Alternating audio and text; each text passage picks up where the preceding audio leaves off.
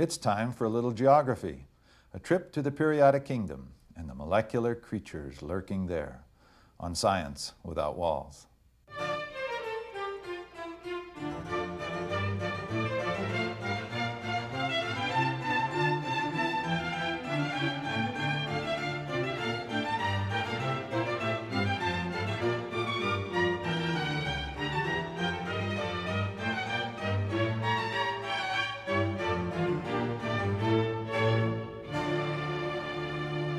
A great chemist and teacher from Oxford University in England, Peter Atkins, has written this little book. He calls it The Periodic Kingdom. We'll explore the periodic kingdom briefly with him, using his journey of imagination with the navigation chart of chemistry. Fortunately, Peter Atkins was in Salt Lake recently, and we had a short interview. So let's go right to that interview. I'd like you to meet Peter Atkins, Professor of Chemistry at the University of Oxford in England. Welcome, Peter. Thank you very much. Peter has kindly agreed to be with us and to help navigate us through his wonderful little book, The Periodic Kingdom. Peter, let's start with, well, maybe a first foray into the periodic kingdom. Well, it's a bit like flying into Salt Lake City, I find. That, as I came here this morning, I looked out of the plane and there was the periodic kingdom spread below me, these great rectangles of different colours.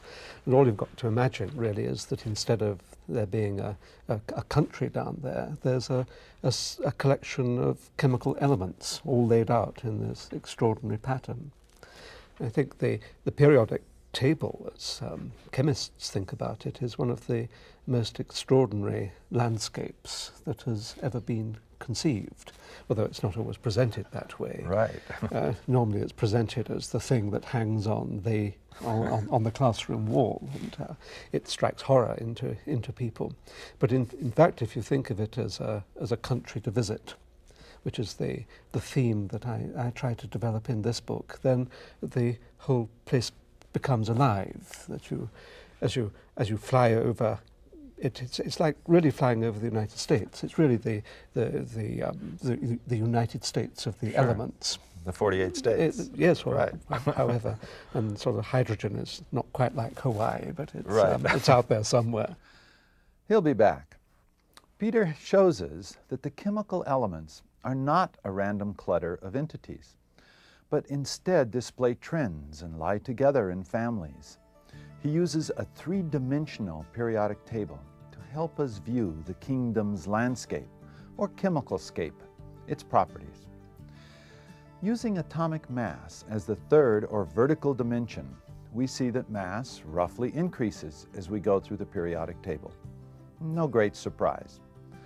Now if we use atomic size, diameter, as the third dimension, we see that the diameters of atoms are a lot more constant than their masses. This next view is the mass divided by the volume, the densities of the elements. This is more interesting. You're familiar with the densities of some common materials. Copper is roughly 9 grams per cubic centimeter. That's a little more than iron, which is about 8. We normally think of lead as one of the most dense of the natural elements, but it's only about 25% denser than copper, about 11 grams per cc. Gold is very dense. Very small amounts of it are very expensive. It's 19 grams per cc. But gold is certainly not the densest thing we know. The densest things we know come from the platinum group of elements. The density of platinum is 21 grams per cc, and osmium almost 23. Aluminum and titanium are special because they are metals with strong mechanical and physical properties, but are very light.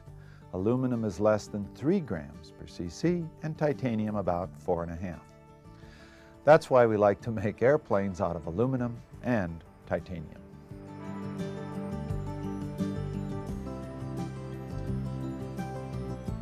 Well, let's now go back to my interview with Peter Atkins. At first glance, it looks as though the elements have just been laid out like some elaborate jigsaw. There are laws the country, the kingdom is administered. There's a, Right. there's a government, there are state governments, there are federal governments, really. And there are alliances between these different regions. And it isn't just a random pattern on the ground, any more really than the United States is a random pattern on the ground.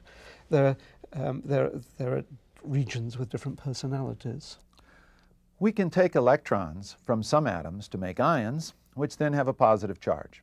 We call them cations because in battery experiments, they move towards the negative pole or electrode, which we call the cathode. Things which form cations, that's positively charged ions, are those things on the far side of the periodic table. Hydrogen, lithium, beryllium, all the way down and including cesium, barium, and radium. Just the opposite happens on the other side. Again, this sort of balance or yin-yang idea. If some elements form positive ions, there are other elements that prefer to form negative ions. They turn out to be things like chlorine, oxygen, fluorine, bromine, iodine. They like to take on an electron, giving them an extra negative charge. And we call them anions because if placed in an electric field, they migrate to the positive part, or what we call the anode. Although some molecules form ions spontaneously, most atoms do not. Otherwise, we'd have ions all around. It takes some energy to take an electron away from certain kinds of atoms, or to put an extra electron into other kinds of atoms. Ionization energy is the energy it takes to ionize, to strip an electron away. Instead of talking about joules or kilowatt hours, units far too large to use for single electrons, we use a unit of energy called the electron volt. That's the energy it takes to move an electron through an electrical pressure difference of 1 volt. So how much energy does it take to strip an electron from hydrogen, leaving that poor lonely proton? If we go in with a pair of magic tweezers, grab that hydrogen's electron and throw it off into space with no other charges or fields around, it would require an energy of about 13.6 of these electron volts. That is the ionization energy of hydrogen. That's high. In the case of hydrogen, we can only rip 1 electron away because that's all there is. But in the case of something like beryllium, for example, it has 4 electrons. So I could take 1 out, and if I had lots of energy, I could in principle take out a second and even a third. But we're only going to worry about the first one here, and we'll call that the first ionization energy. And here it is. You see that elements at one end, like hydrogen, lithium, sodium, potassium, are pretty easy to ionize, at least compared with those on the other end. It's very hard to take an electron away from the inert or noble gases. And it's hard to take an electron from fluorine or chlorine or bromine. We can do it, but it takes a lot of energy. So it's clear that we have a chemical symbiosis in our periodic kingdom. Ones on one side tend to give, becoming positively charged, and ones on the other side tend to receive, becoming negatively charged. They both become ions. Positively charged cations, like sodium, and the negatively charged anions, like chloride, themselves can bind together due to the attraction between unlike charges, like forming sodium chloride, NaCl, table salt. That's an ionically bonded compound, absolutely basic and critical to life. The attraction between unlike ions is called an ionic bond. Ionic bonds are important in most minerals, in the structure and makeup of your bones, and in all materials we collectively call ceramics. Things which are ionically bonded generally tend to be a bit brittle, although there are ways to minimize and even to avoid that brittleness. Putting 2 or more atoms or ions together in a tightly bonded structure is what most of chemistry is all about. These tightly bonded structures are commonly called compounds or molecules, and the bonds which hold the atoms together in compounds or molecules come in three primary flavors, three basic types: ionic, covalent, and metallic. And although it's convenient to define these three basic bond types, in the real world, many materials involve mixtures of these bond types, just as most colors are really mixtures of the three primary colors. You now understand the basics of ionic bonds. To appreciate covalent and metallic bonds, we have to delve a little deeper into the nature of the electron orbits about the nucleus. We need to ask the questions, why do certain atoms like to give up electrons? Why do other atoms like to receive them? What is the nature of these electron orbitals which makes certain configurations more stable than others? We can't develop all of that here, so I have to present you the basic rules of thumb, which chemists have devised over the last 50 years.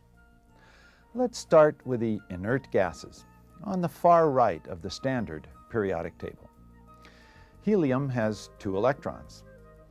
The first orbit, the 1s, it's called number 1 for first and s for spherical, only can hold 2 electrons, and no more than 2. Think of Noah leading the animals into the ark, 2 by 2, only 2, only 2. There's a basic principle of quantum physics that says no more than 2 electrons can occupy the same orbital. And it's probably because electrons spin, they rotate on an axis, and so they have a tiny magnetic field. Remember, we said earlier that electrons come in 2 flavors, 2 types of spins.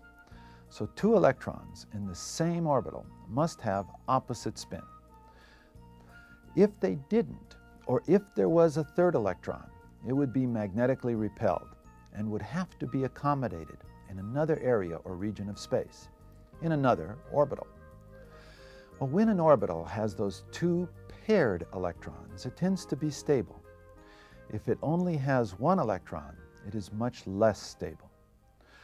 Whoa, you say. What about that permanent magnet stuff back there in physics? Good question. Hang on. We'll get to that in just a second. But first, let's move on to neon. Neon has 10 electrons, 2 in the first orbital and another 8 in the next. Whoa, wait, you say whoa again. You just told me that there could only be 2 and now there are 8?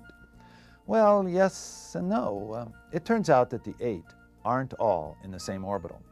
They're in a shell holding 8 electrons, and that shell contains 4 different orbitals. The 2s orbital is very similar to the first one, but simply bigger. It has a larger diameter. Then there are 3 other orbitals, which are called p. There are many different ways to visualize this stuff in theoretical chemistry, but one convenient way is to think of p orbitals as being oriented sort of along an XYZ axis, kind of dumbbell-shaped things. The electron occupies this space in the x direction, another pair is here along the y direction, and a third pair along the z direction. So p orbitals come in 3 flavors, px, py, and pz. Why do they come in those 3 flavors? And why are the p orbitals shaped the way they are? You're full of good questions. Although quantum chemists claim they can figure that out of their theoretical calculations, there's no good, simple reason for it. As Richard Feynman said, just accept her the way she is, and you'll find her an enchanting partner. You get the idea. On to argon. The trend continues. Now there's a 3rd major shell.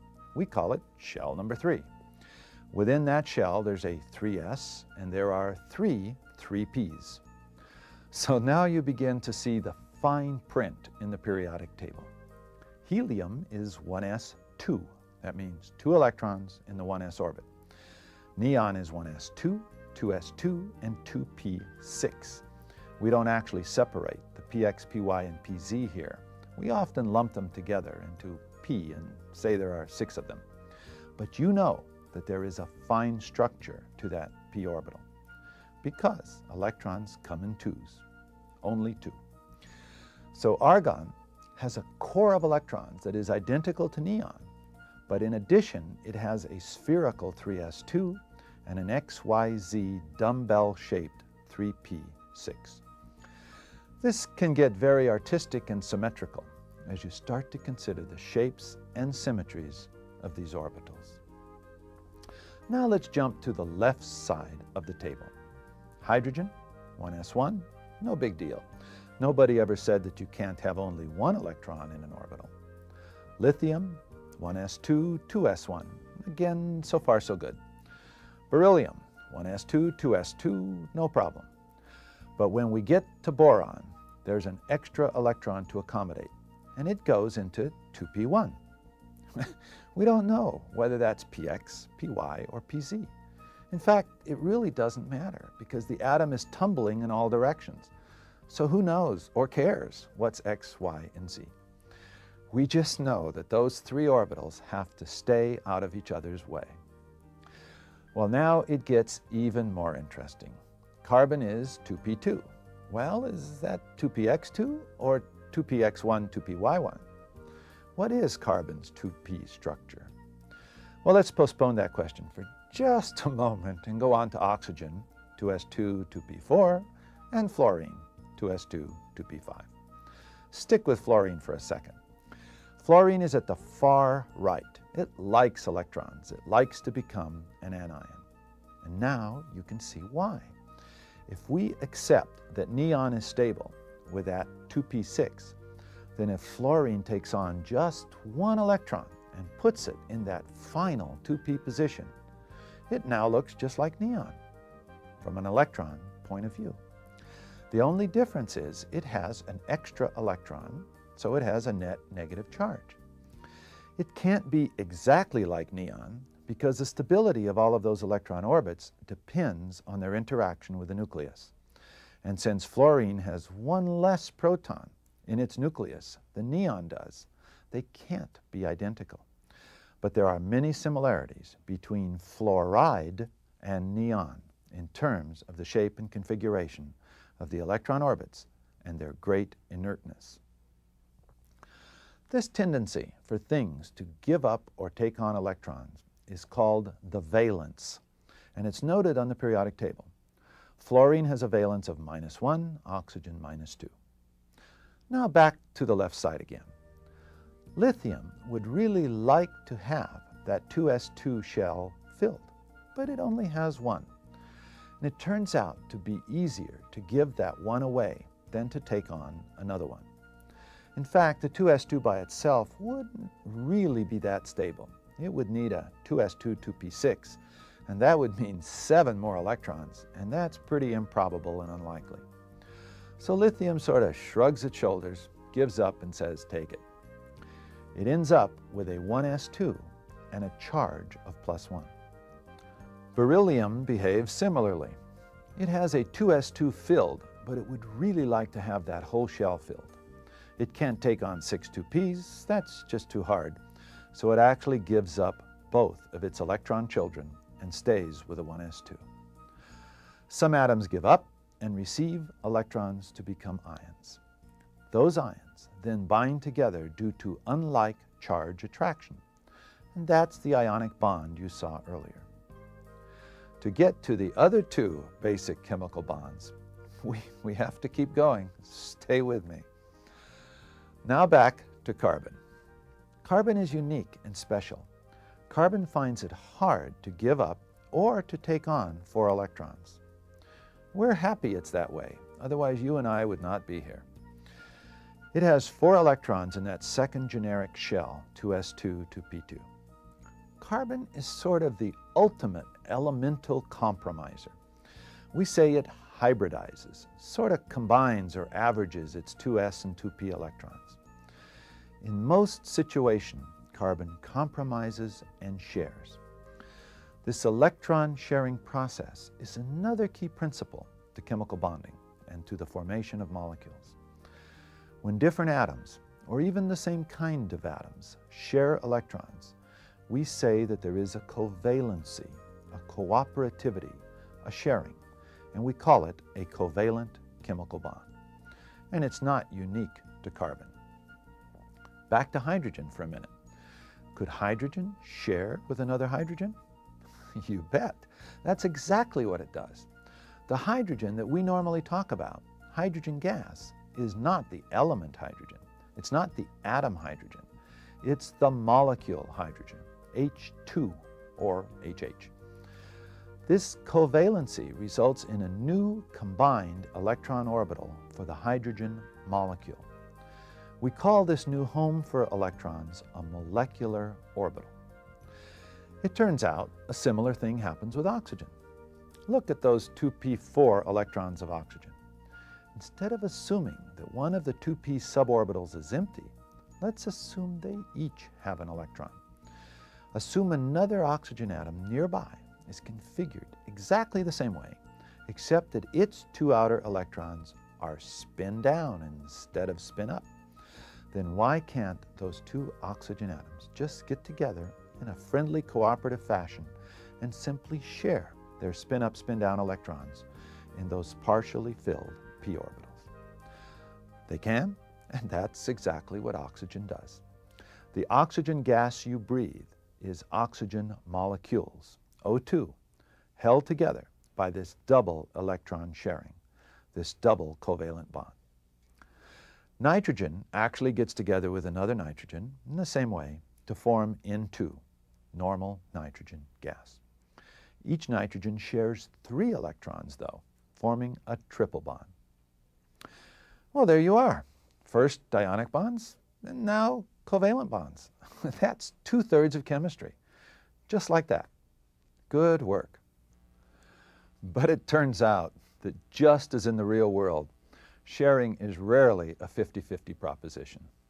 And the same goes for chemical bonds. Let's look at water, H2O. There are 2 ways to look at the water molecule. One way is to say, let's just let hydrogen give its electron to oxygen, and let another hydrogen do the same thing, H2O, remember? So oxygen would have a charge of -2, and the 2 protons each have a charge of +1.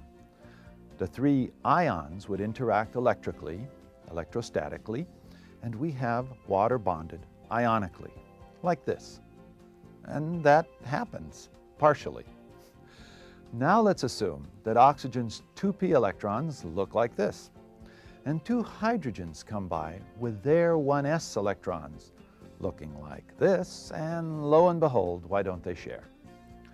Well, even though the hydrogen electrons are in s orbitals and the oxygens are in p's, it turns out that they both compromise, and they indeed do partially share.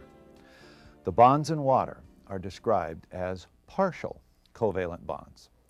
They're also partial ionic bonds, because oxygen is not a co-equal sharer.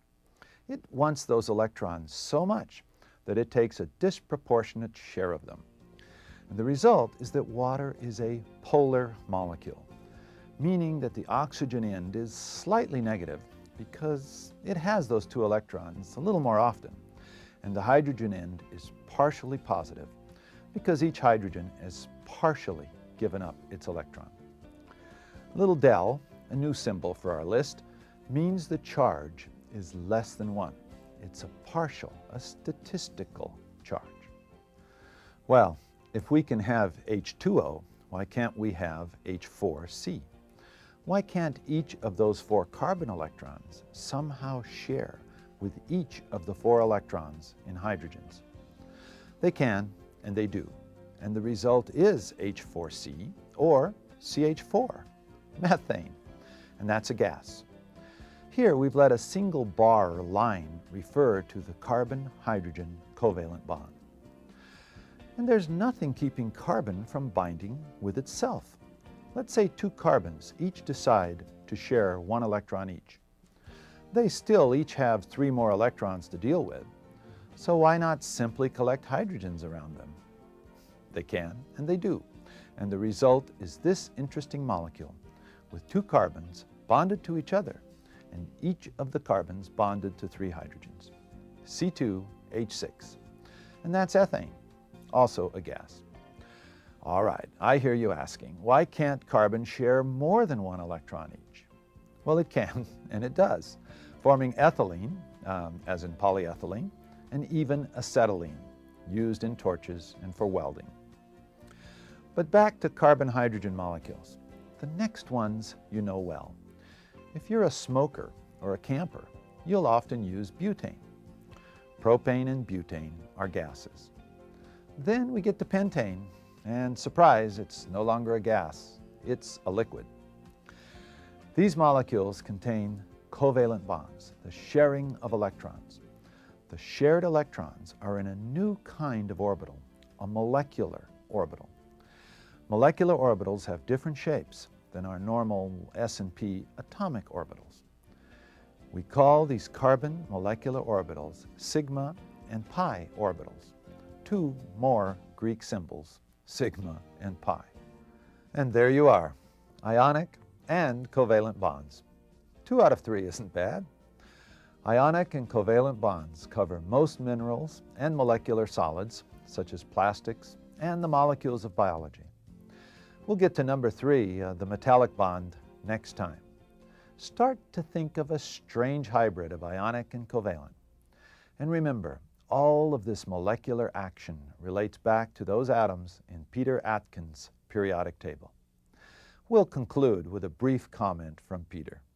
I must tell you, I've really enjoyed the book. I thought it was very, very well written, very nicely done. Well, it was great fun to write because it was, I think it is, the periodic table is such an important component of a scientific education, because when we look around and we see these vast numbers of materials in the world, it's extraordinary to realize that they are the outcome of combinations of only 100 chemical elements. And I think anyone who's got any component of scientific culture about them ought to be aware of the chemist's contribution to our understanding of the natural world. And I think the periodic table is the concept that achieves that unification more than any other component that chemists have contributed. Yes, well, I agree, of course. Well, thank you very much for this fascinating discussion. And you were alluding to chemical reactions, and of course we're going to talk about that a bit later. So thank you to Peter Atkins. He'll be back and in the program on molecular alchemy. So thank you, Peter. Thank you very much.